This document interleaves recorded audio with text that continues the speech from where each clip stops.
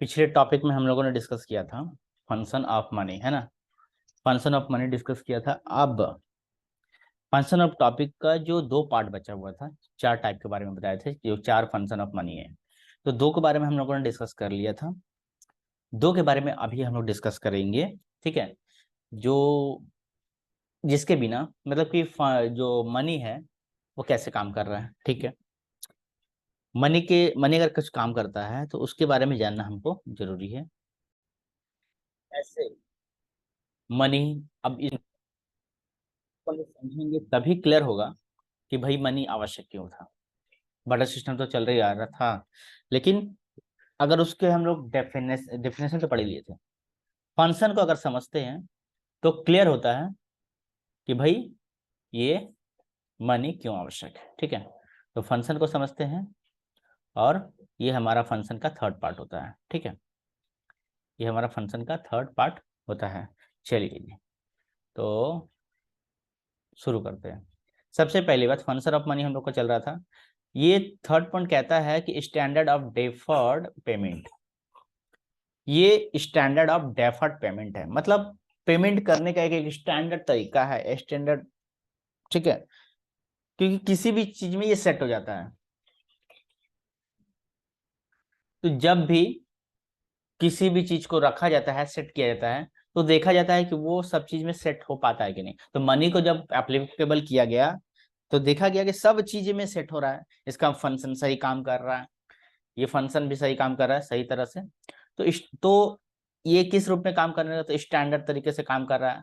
Payment हर जगह पर payment जो है सही, हर जगह पर पेमेंट करें तो भाई सही है।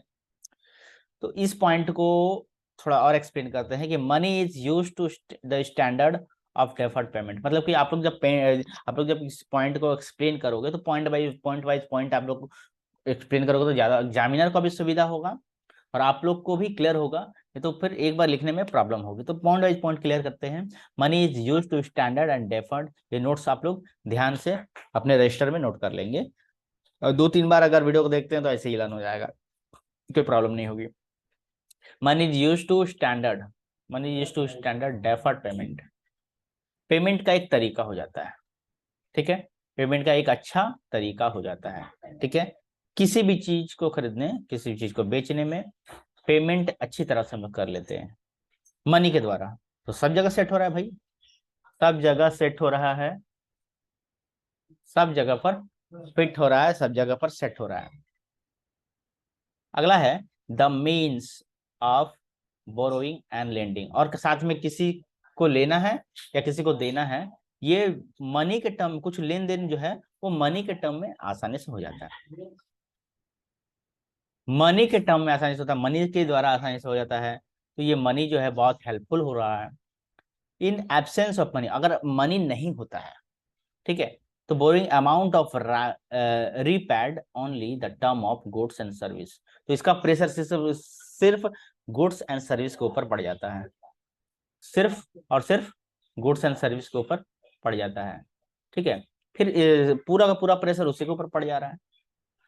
अगर इसको हटा देते हैं तो सामान के बदले भाई सामान देना होगा और सर्विस के बदले सर्विस, तो प्रेशर ज्यादा हो जा रहा है।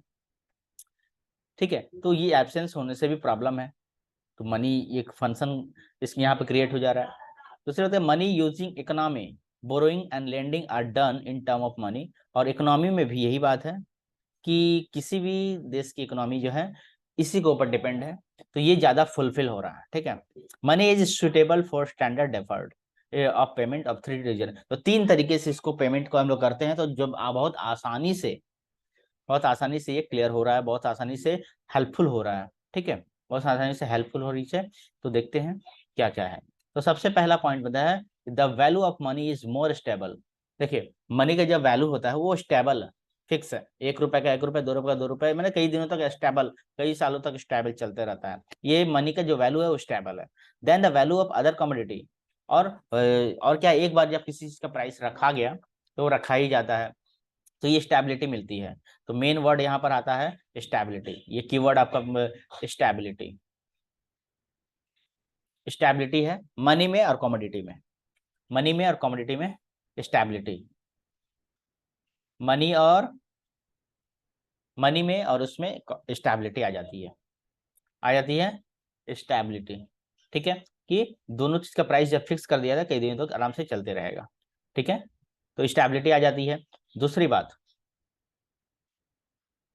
Money is more durable compare to other. और क्या है, समय के हिसाब से इसको हम लोग कंपेयर भी कर सकते हैं अच्छी तरह से, है ना, कंपेयर टू अदर कमोडिटी के साथ हम लोग कंपेयर भी कर सकते हैं। मनी हैज, और सबसे बड़ी बात यह है कि जनरल एक्सेप्टेबिलिटी, ये हमने पहले भी पॉइंट का डिस्कस किया था कि कोई भी इसको एक्सेप्ट करता है, कोई भी किसी को भी दे दो भाई। ऐसे मान लो कि मसाले हैं और शुगर है, शुगर के साथ अगर मसाले, तो मसाले को उसको जरूरत नहीं है तो क्यों लेगा।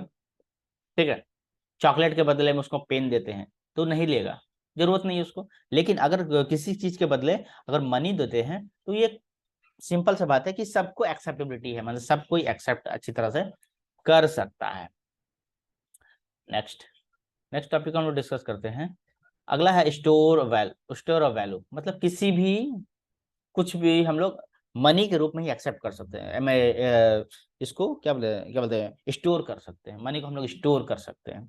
स्टोर मतलब जमा कर सकते हैं, किसके लिए, फ्यूचर के लिए। भाई कोई भी चीज फ्यूचर के लिए ही क्या होता है, स्टोर किया जाता है।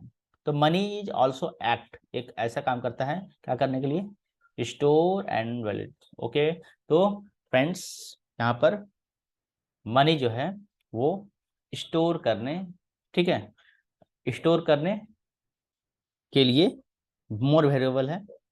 पीपल सेव थ्रू मनी, और पीपल जो है अब राइस को कितने दिन तक रख पाएंगे, शुगर को कितने दिन तक रख पाएंगे, फिश को ही रखते हैं कितने दिन तक, तो कोई भी चीज ज्यादा लास्टिंग नहीं कर, लेकिन मनी के थ्रू हम लोग फ्यूचर के लिए सेफ रख पाएंगे।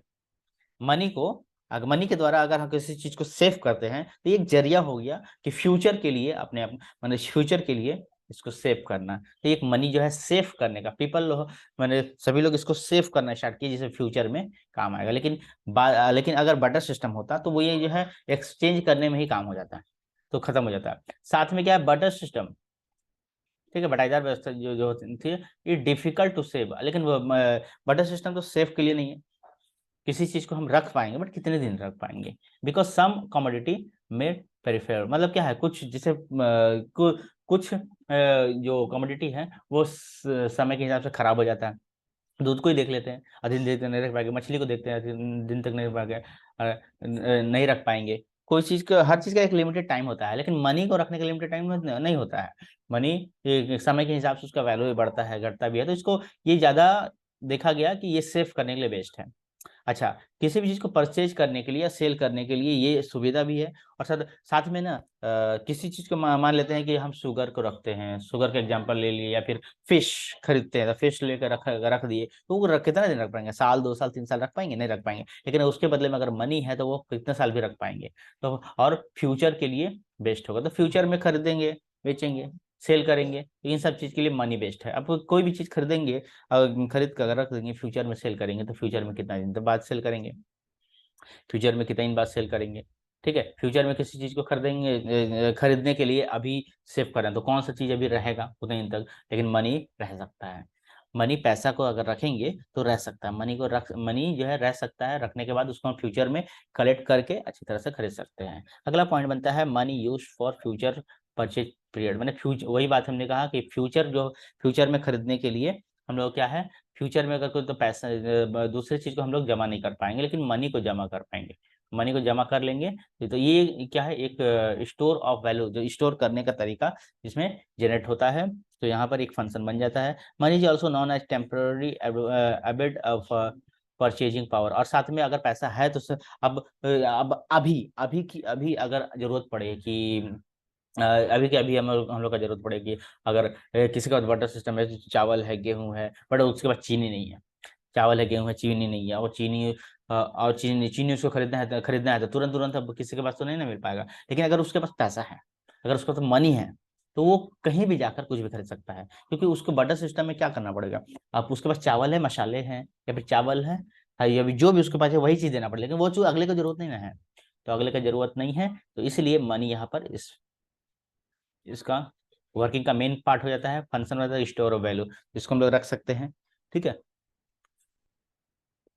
तो ये हम लोगों ने मनी के चारों फंक्शन को क्लियर किए, और आई थिंक आप लोग को अच्छा लगा। अगर हेल्पफुल होगा तो वीडियो को लाइक करें, शेयर करें और कमेंट भी करें, जिससे हम अप्रिशिएट होकर नेक्स्ट जो है आप लोग का टॉपिक क्लियर करें। धन्यवाद, और मिलते हैं नेक्स्ट टॉपिक में।